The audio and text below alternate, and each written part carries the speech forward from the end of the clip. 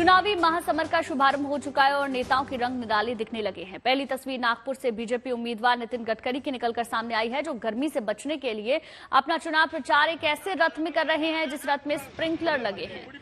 समय समय पर ठंडे पानी की बौछारें नेताजी को गर्मी से राहत दे रही हैं। उधर पश्चिम बंगाल की मुख्यमंत्री ममता बनर्जी आदिवासियों से मिलने जलपाईगुड़ी पहुंची। वहां ढोल बजता हुआ देख खुद को रोक नहीं पाई। लगे हाथ मुख्यमंत्री झूम भी निकले। सांसद निशिकांत दुबे प्रचार अभियान में उतरे तो चाय की दुकान में घुस गए, वहीं खुद ही कड़क चाय बनाई, फिर कुल्हड़ में परोसकर जनता को पिलाई। तो गोरखपुर में बीजेपी सांसद रवि किशन ने गैस चूल्हे पर चाय चढ़ाई, अदरक कूटा, खौलते पानी के बर्तन में डालकर गर्मा गर्म चाय तैयार कर दी। यूपी के अमरोहा में बीजेपी प्रत्याशी कंवर सिंह तंवर 1 अप्रैल को उन्होंने अपना नामांकन कराया। इस दौरान करीब 1 दर्जन बुलडोजर पर सवार समर्थक उनकी गाड़ी पर फूल बरसाते हुए नजर आए। उधर सांसद संघमित्रा मौर्य का टिकट बीजेपी ने काट दिया। कल जब वो मंच पर आए तो सांसद का गम साफ दिखा, उनकी आंखें डगडगा गईं। वहीं दमोह से कांग्रेस प्रत्याशी तरवार सिंह लोधी भी कल फूट फूट कर रोते हुए नजर आए। मौका नामांकन का था। जनसभा में लोधी रोए तो जीतू पटवारी ने उन्हें गले से लगाया और शांत कराया। एक अनूठी तस्वीर चेन्नई की भी सामने आई है, जहां एआईएडीएमके नेता जयकुमार ने चुनाव प्रचार के दौरान खुद सिलाई मशीन संभाल ली और कपड़े सिलने लग गए। मशीन चलाने की उनकी रफ्तार वाकई दाद देने लायक थी।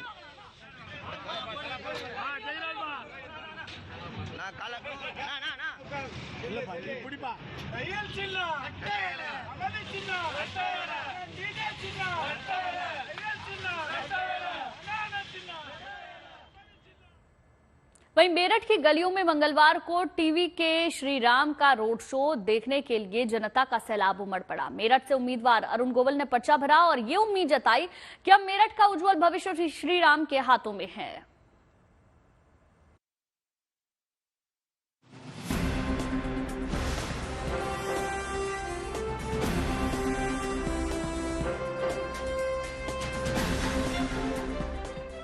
रामायण में प्रभु श्री राम का किरदार निभाने वाले अरुण गोविल अब राजनीति की दुनिया में नया किरदार निभाने के लिए पूरी तरह से तैयार हैं। बीजेपी ने घर घर में राम की पहचान टीवी के सुपरहिट श्री राम अरुण गोविल को मेरठ से चुनावी रण में उतारा है और लोगों में भी अपने प्रत्याशी को लेकर खासा उत्साह है। बहुत बढ़िया लग रहा है, अच्छी बात है। राम जी का रोल करा तो देखो मेरठ में रावण के ससुराल में आए, क्या करते हैं, बढ़िया है। हम तो कोशिश करेंगे, अच्छी बात है, अरुण गोविल जी जीते। मेरठ से बीजेपी प्रत्याशी अरुण गोविल ने मंगलवार को अपना नामांकन दाखिल करने से पहले भव्य रोड शो निकाला। इस मौके पर उनके साथ यूपी के डिप्टी सीएम केशव प्रसाद मौर्य भी मौजूद रहे। अरुण गोविल ने खुशी जताई है कि उन्हें मेरठ से चुनाव लड़ने का मौका मिला।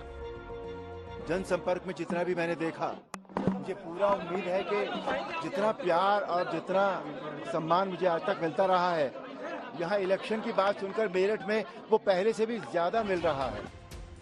हालांकि अरुण गोविल के नाम का कोई कयास नहीं था, चर्चा भी नहीं थी, लेकिन बीजेपी कुछ इसी अंदाज में चौंकाती रही है। उसने मेरठ जैसी सीट से गोविल को उतारा है।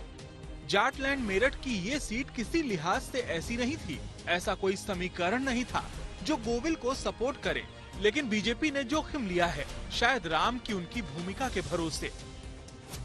एक नई पारी की शुरुआत है, बिल्कुल जो मेरे लिए नई है, बिल्कुल नई है। मतलब तो अच्छा लग रहा है। I am thrilled basically and but I am at piece.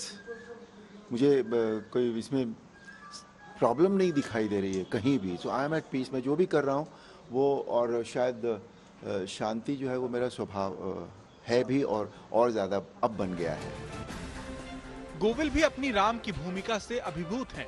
वो कहते हैं कि हाल ये है कि उससे भी ज्यादा प्यार मुझे अब मिल रहा है।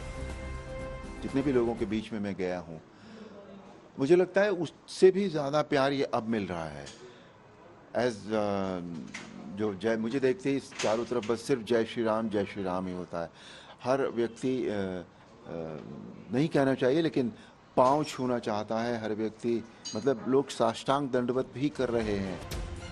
इधर मेरठ में मुस्लिम समुदाय को भी अरुण गोविल से कोई एतराज नहीं है, बशर्ते कि टीवी के ये राम मेरठ के लोगों की दिक्कतों को जाने, समझें और दूर करने का वादा करें। अरुण गोविल जी अगर मेरठ की समस्याओं को दूर करते हैं या वादा करते हैं तो उनको भी वोट दिया जाएगा। हालांकि अरुण गोविल मेरठ के लिए नए नहीं हैं। मेरठ के रामनगर में उनके रिश्तेदार रहते हैं। रामनगर में गोविल बचपन में रहे थे। सरस्वती शिशु मंदिर में उन्होंने पढ़ाई की और नगर निगम के दफ्तर में उनके पिता ने नौकरी की थी। चुनावी समर में उतरे टीवी के श्री राम को देख मेरठ निवासी मंत्रमुग्ध नजर आए। कुछ बीजेपी के नारे लगा रहे हैं तो कुछ जय श्री राम का जयकारा लगाते दिखे। मेरठ निवासियों को उम्मीद है कि इस सियासी घमासान के बीच अब श्री राम ही उनका बेड़ा पार लगाएंगे। Bureau report, good news today. Mandi संसदीय सीट से बीजेपी उम्मीदवार कंगना रनौत धुआंधार प्रचार में जुटी हैं। मंडी में वो प्रचार करने आई तो उनका जमकर स्वागत हुआ। कंगना ने यहां लोगों को संबोधित भी किया। उनका कहना है प्रधानमंत्री नरेंद्र मोदी खुद को प्रधान सेवक बताते हुए देश की जनता की सेवा करते हैं, उसी तरह वो भी मंडी संसदीय क्षेत्र के सेवक के रूप में कार्य करते हुए यहां की जनता की सेवा करेंगी। उन्होंने कहा कि कांग्रेस के लोग उनके बारे में दुष्प्रचार करने में लगे हैं। कंगना ने साफ किया कि मंडी में उनका कार्यालय होगा और एक सरकारी कर्मचारी और सेवक की तरह वो मंडी के लोगों की सेवा करेंगी। बहुत अच्छा।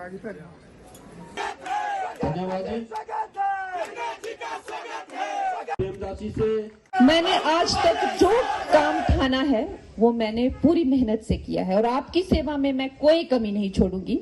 आपने देखा कि इस पर भी कांग्रेस ने कितने कटु वचन बोले, कैसी टिप्पणी की, मंडी की लड़कियों के लिए कितनी गंदी गंदी उन्होंने बातें बोली। ये उनकी मातृशक्ति को लेकर ये उनकी भावनाएं हैं।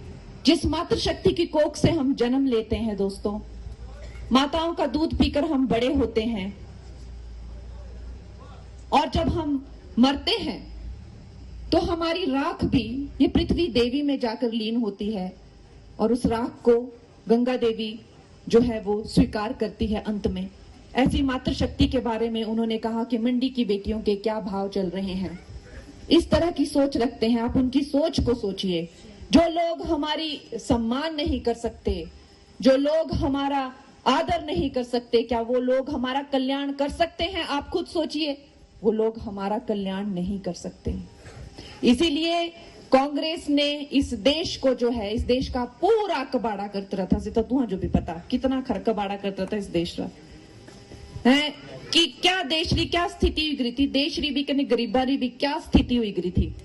आज देखिए हमारे जो प्रधानमंत्री हैं उन्होंने नारी शक्ति के लिए, मेरी बहनों आप जानती हैं कि नारी शक्ति के लिए उन्होंने कितना काम किया है। चुनावी मौसम में नेताओं के वादों और दावों के साथ फेक न्यूज भी जमकर वायरल होती है। ऐसे में चुनाव आयोग ने अब इस तरह की खबरों पर रोक लगाने की तैयारी कर ली है। आयोग ने एक माइक्रो साइट लॉन्च की जिसके जरिए लोकसभा चुनाव से जुड़ी फेक न्यूज पर लगाम लग सकेगी। अब चुनाव में नहीं चलेगा झूठ, अब फेक न्यूज से निपटेगा चुनाव आयोग। गलत सूचनाओं के खिलाफ चुनाव आयोग का नया प्लेटफॉर्म।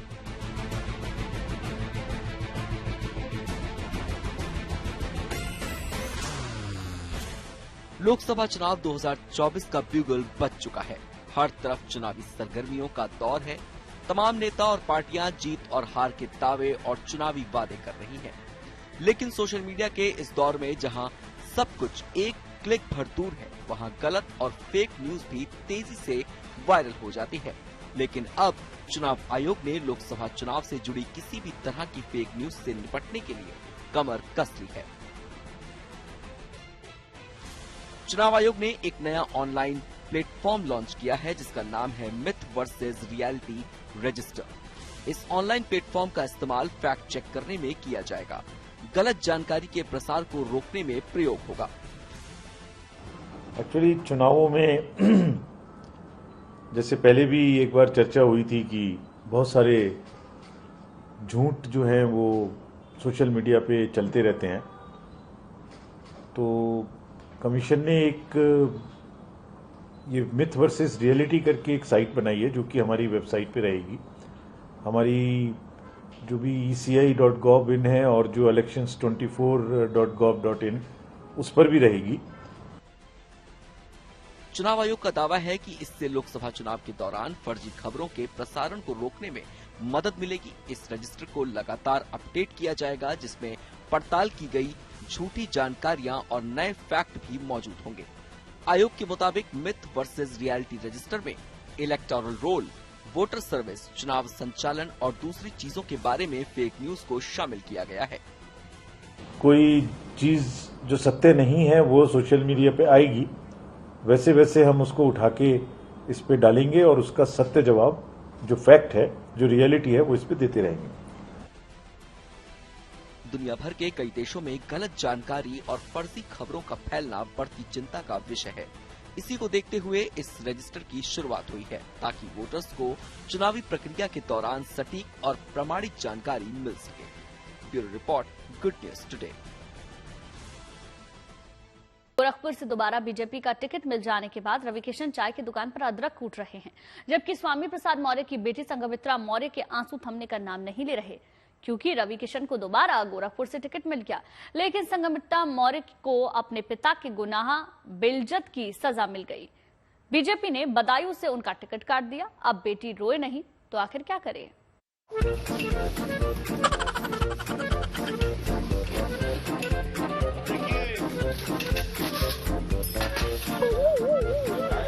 दर्द जे समझी वह चला पाई, काहे हमारा भारत इतना अद्भुत हो गई। पूरा देश कह रहा है कि मोदी जी इस बार 400 पार। भारत माता की जय।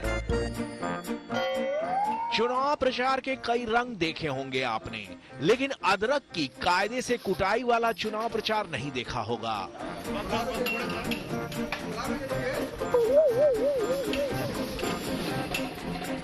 पर आज देख लीजिए, इस चाय वाले को तो आप पहचान ही गए होंगे।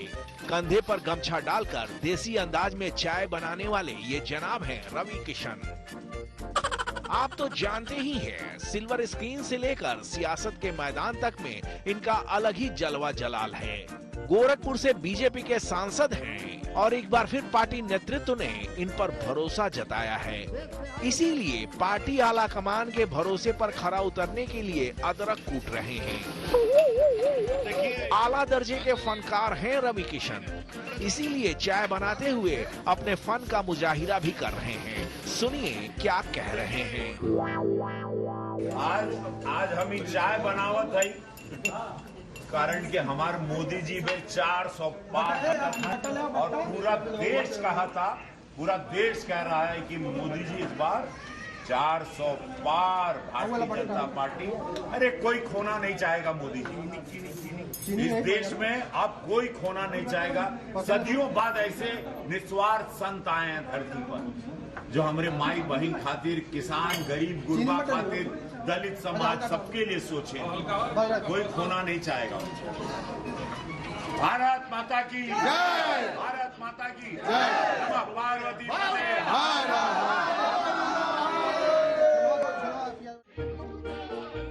भाई, गोरखपुर जैसी प्रतिष्ठित सीट से दोबारा टिकट मिल जाए तो जुबान से जयकारा तो निकलेगा ही। दर्द में तो वो हैं जिनका टिकट कट गया है।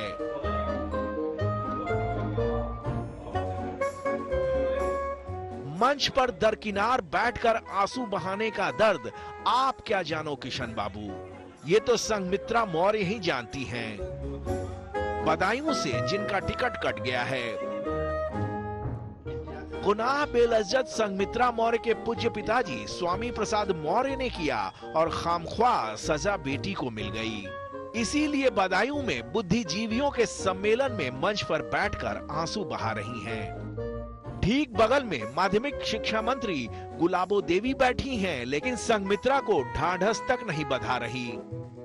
अब संघमित्रा अपना दर्द कहें तो किससे कहें, इसलिए छिपाने में ही भलाई समझ रही हैं। मंच पर हमारे बगल में प्रदेश की मंत्री आदरणीय गुलाब देवी जी बैठी हुई थी और उस वक्त कार्यक्रम नहीं चल रहा था, तो आदरणीय मंत्री जी एक राजा दशरथ की कहानी सुना रही थी और वो कहानी भावुक था, मार्मिक था। तो निश्चित तौर पर महिला होने के नाते भावुक होना एक स्वाभाविक विषय है और सिर्फ उस कहानी की वजह से आंखें नम हुई थी।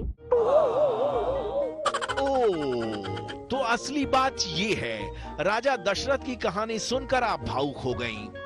खैर ये बात थी तो भावुक करने वाली गुलाबो देवी को अपने आंचल से आपके आंसू पोंछने चाहिए थे।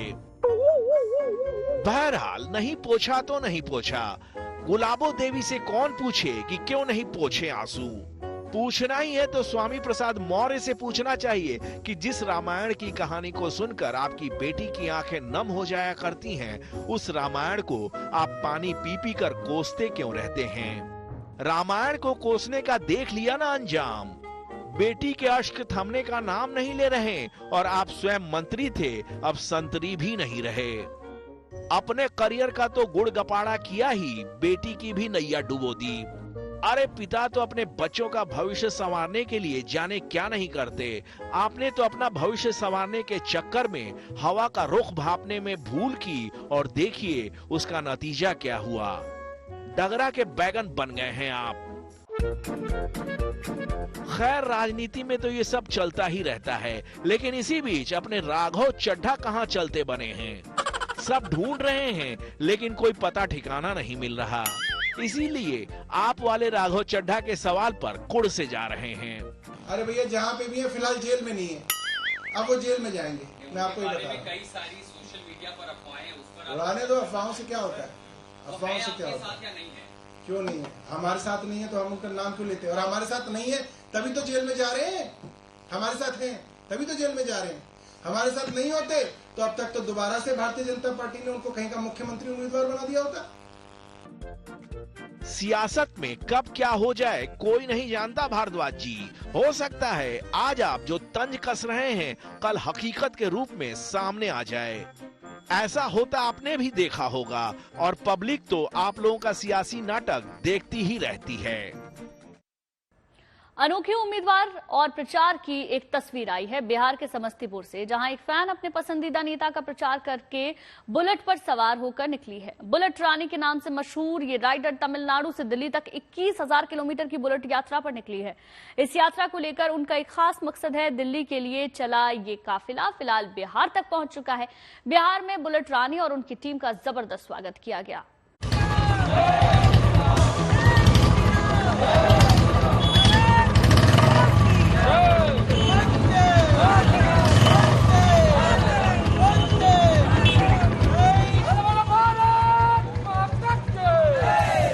बुलेट पर सवार प्रचार धुआंधार। मजबूती से बुलेट का हैंडल थामे हवा से बातें करती ये राजलक्ष्मी मंदा हैं, जो बिहार के समस्तीपुर में सड़कों पर निकली है। मकसद है अपने मनपसंद नेता के लिए प्रचार करना।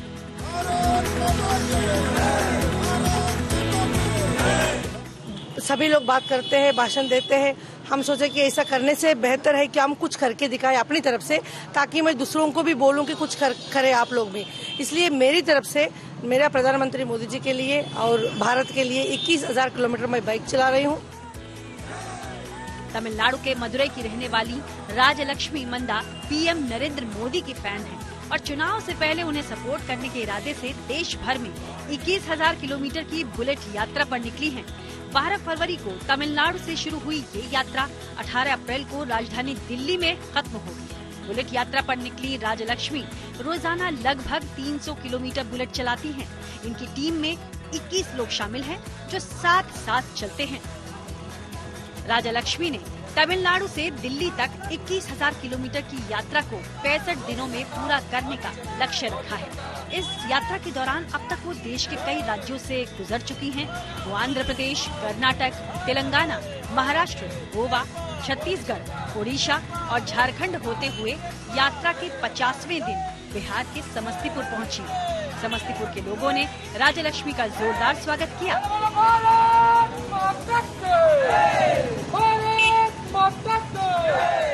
तमिलनाडु मदुरई से दिल्ली तक 21,000 किलोमीटर 65 दिन मैंने बुलेट मोटर बाइक चला रही हूँ। और इस यात्रा का उद्देश्य है vote for nation, vote for Modi. Vote for Modi नारा लेते हुए मैंने 21,000 किलोमीटर पूरा भारत भ्रमण कर रही हूँ। तमिलनाडु, पांडिचेरी, आंध्रा, तेलंगाना, कर्नाटका, गोवा, महाराष्ट्र, छत्तीसगढ़, ओडिशा, झारखंड होते हुए कल बिहार में एंट्री हुई है। आज बिहार में दूसरे दिन है। 50 दिन हमने कंप्लीट करे हैं समस्तीपुर में। ये पहला मौका नहीं है जब राजलक्ष्मी किसी खास मकसद को लेकर मिशन पर निकली हों। इससे पहले वो ट्रक चलाकर 12 ज्योतिर्लिंग की यात्रा कर चुकी हैं। इसके अलावा वो कमर में बेल्ट बांधकर ट्रक खींचने का भी वर्ल्ड रिकॉर्ड बना चुकी हैं। उनका ये वर्ल्ड रिकॉर्ड गिनीज बुक में दर्ज है। इस बार उन्होंने लोकतंत्र के त्योहार से पहले बुलेट यात्रा की शुरुआत की है। समस्तीपुर से जहांगीर आलम के साथ bureau report, good news today.